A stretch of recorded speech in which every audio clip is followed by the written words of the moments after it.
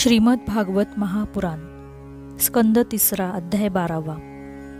श्री गणेशाय नमः। श्री वासुदेवाय नमः। श्री स्वामी समर्थ। सृष्टीचा विस्तार। मैत्रेय म्हणाले, विदुरा, अशा रीतीने मी तुला भगवंतांचा कालरूप महिमा ऐकवला। आता ब्रह्मदेवांनी ज्या प्रकारे विश्वाची रचना केली ती ऐक। प्रथम त्यांनी तम म्हणजेच अविद्या, मोह म्हणजे अस्मिता, महामोह म्हणजे राग, तामिस्त्र म्हणजे द्वेष आणि अंधतामिस्त्र म्हणजे अभिनिवेश या अज्ञानाच्या 5 वृत्ती निर्माण केल्या। परंतु ही अत्यंत पापमय सृष्टी पाहून ते संतुष्ट झाले नाहीत। तेव्हा भगवंतांचे ध्यान करून त्यांनी आपले मन पवित्र केले आणि दुसऱ्या सृष्टीची रचना केली। यावेळी ब्रह्मदेवांनी सनक, सनंदन, सनातन आणि सनतकुमार या 4 निवृत्तीपरायण उद्ध्वरेता मुनींची उत्पत्ती केली।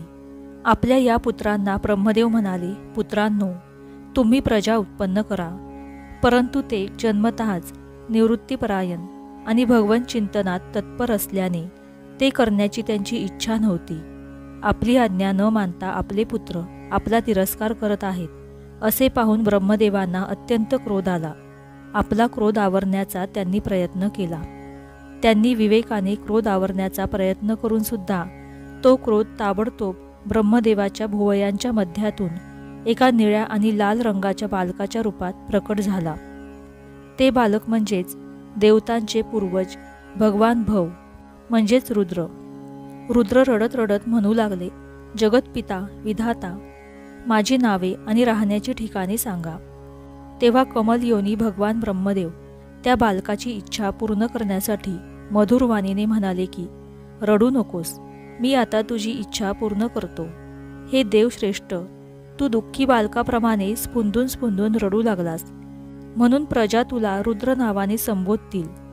तुझ्या राहण्यासाठी मी अगोदरच हृदय, इंद्रिये, प्राण, आकाश, वायू, अग्नी, जल, पृथ्वी, सूर्य, चंद्र आणि तप ही स्थाने उत्पन्न केली आहेत। मन्यू, मन, महिनस, महान, शिव, ऋतध्वज, उग्ररेता, भव, काल, वामदेव आणि धृतव्रत अशी तुझी नावे असतील।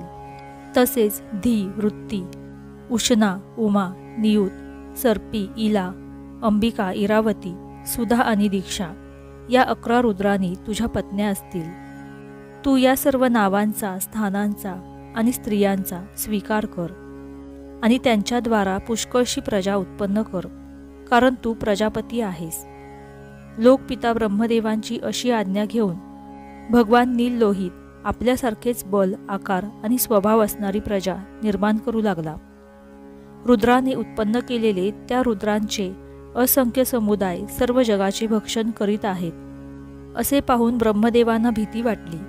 ते रुद्राला म्हणाले, सूरश्रेष्ठ, तुझी प्रजा आपल्या भयंकर दृष्टीने मला आणि सर्व दिशांना भस्म करू पाहत आहे। तेव्हा अशी प्रजा निर्माण करू नकोस, तुझे कल्याण असो।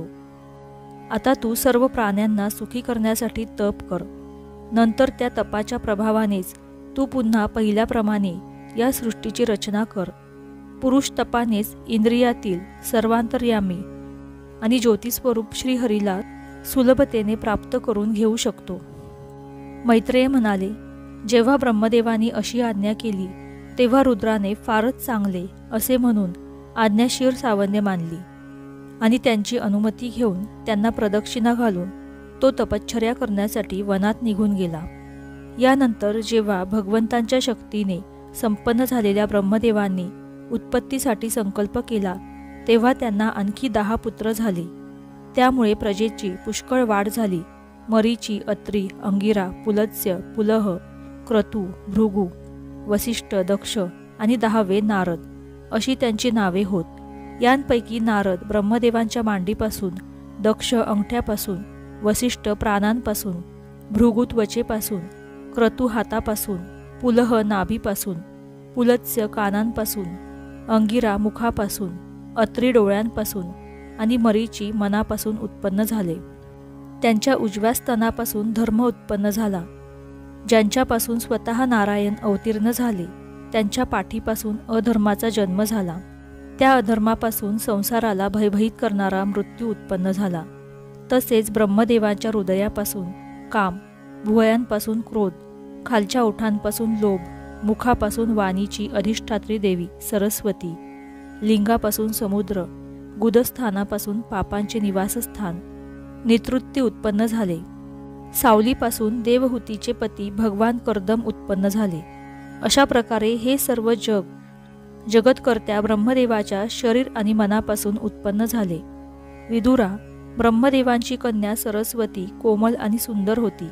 आम्ही ऐकले आहे की ती स्वतः वासनाहीन असूनही तिला पाहून ब्रह्मदेवांच्या मनात काम वासना निर्माण झाली. असा अधर्मी विचार ब्रह्मदेवांच्या मनात आलेला पाहून त्यांचे पुत्र मरीची आदी ऋषींनी त्यांना विश्वासात घेऊन समजावले.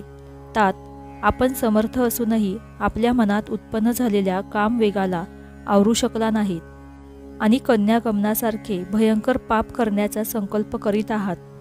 असे तर यापूर्वी कोणीही केले नाही आणि पुढेही कोणी करणार नाही. हे जगद्गुरो, आपल्यासारख्या तेजस्वी पुरुषांना असे कृत्य शोभत नाही. कारण आपल्यासारख्यांच्या आचरणानेच अनुकरण केल्याने या जगातील लोकांचे कल्याण होते. ज्या भगवंतांनी आपल्या स्वरूपात स्थित असलेल्या या जगाला आपल्याच तेजाने प्रकट केले आहे त्यांना नमस्कार असो.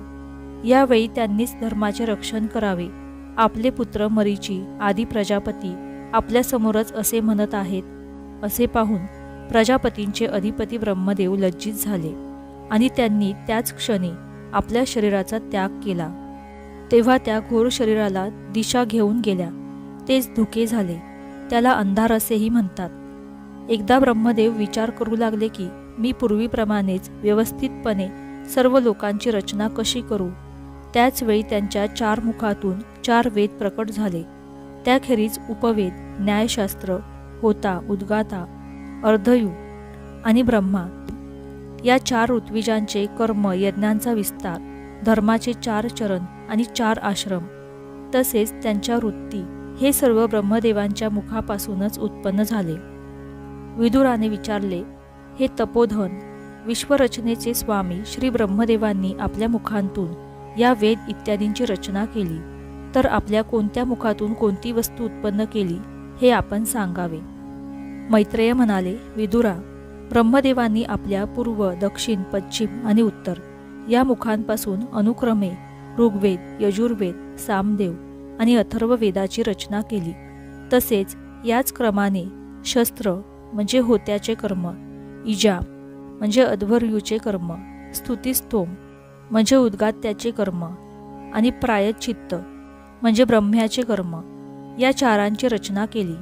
याच रीतीने आयुर्वेद, धनुर्वेद, गांधर्ववेद आणि स्थापत्यवेद या 4 उपवेदांनाही क्रमशः आपल्या त्याच पूर्वादी मुखांपासून उत्पन्न केले. नंतर सर्वज्ञ भगवान ब्रह्मदेवांनी आपल्या 4ही मुखांपासून इतिहास पुराणरूपी 5वा वेद तयार केला.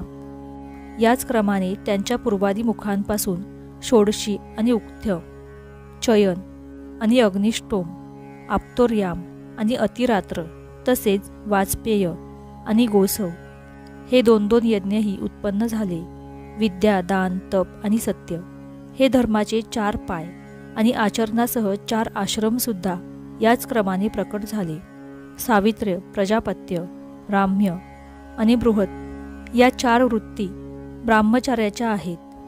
तसेच वार्ता, संचय, शालीन आणि शिलोच्च या 4 वृत्ती गृहस्थाश्रमाच्या आहेत.